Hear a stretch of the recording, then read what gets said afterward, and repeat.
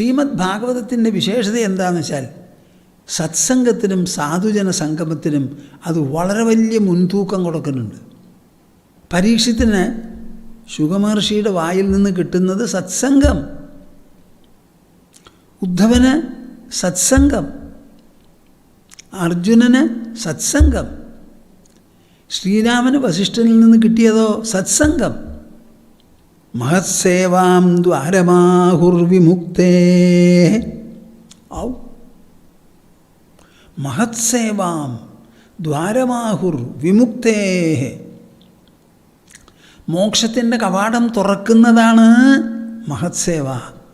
മഹാജനങ്ങളെ സേവ ചെയ്യുക എന്ന് പറഞ്ഞാൽ അവരെപ്പോഴും പറയുന്നത് ജ്ഞാനവും ഭക്തിയും വൈരാഗ്യവുമാണ്. അവരെന്ത് കാര്യത്തെക്കുറിച്ച് എപ്പോൾ സംസാരിക്കുകയാണെങ്കിലും അത് മാത്രമേ അവർക്ക് സംസാരിക്കാനുണ്ടാവുള്ളൂ. അവർ എക്കണോമിക്സും ബയോളജിയും സുവോളജിയും ഒന്നുമല്ല സംസാരിക്കുക, ന്യൂക്ലിയർ സയൻസും അല്ല. അവർക്ക് സംസാരിക്കാനുള്ളത് നമുക്ക് വിശേഷപ്പെട്ട ഒരു നിധി നമ്മുടെ ഉള്ളിലുണ്ട്. എന്താണ് ആ നിധി, എങ്ങനെയാണത് അകപ്പെടുത്തുക, ഈ കാര്യത്തെക്കുറിച്ചേ അവർ സംസാരിക്കുള്ളൂ. പകൽ അത് തന്നെയാണ്. മഹത്സേവാം ദ്വാരമാഹുർവിമുക്തേ. അതുകൊണ്ട് മഹാജനങ്ങളെ സേവിക്കുന്നതാണ് വിമുക്തിയിലേക്ക് പ്രവേശിക്കാനുള്ള ദ്വാരം.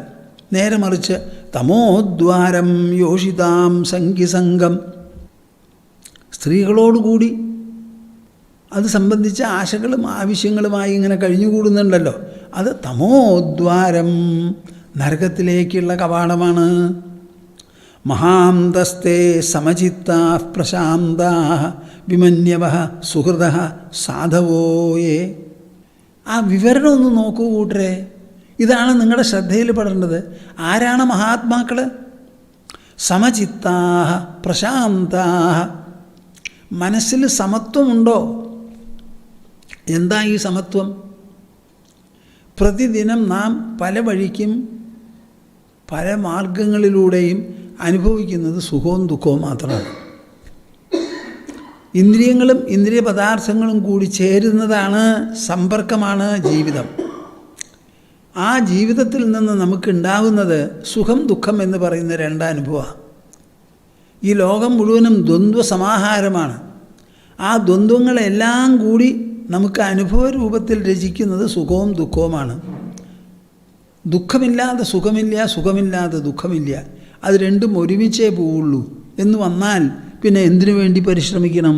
സുഖദുഃഖങ്ങളാണെങ്കിൽ സ്വാഭാവികമായി ഉണ്ടായിക്കോളും.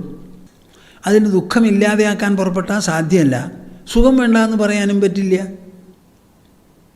അപ്പോൾ ആ സുഖദുഃഖങ്ങളോട് സമത്വം. അതേമാതിരി പല വ്യത്യസ്ത വിഷയങ്ങളും വസ്തുക്കളും എല്ലാം ഉണ്ടാവും, അവരോടും ഒരു സമത്വം. അങ്ങനെ സമബുദ്ധിയോടുകൂടി പ്രശാന്താഹ, മനസ്സിന് ശാന്തത വന്നവർ, വിമന്യവ, കോപം ശത്രുത, അന്യരെ ശപിക്കാൻ തോന്നുക, വെറുക്കുക, അതില്ല, സുഹൃത, എല്ലാവരോടും സൗഹൃദം, സാധവോയേ, അവരാണ് നല്ല മനുഷ്യർ.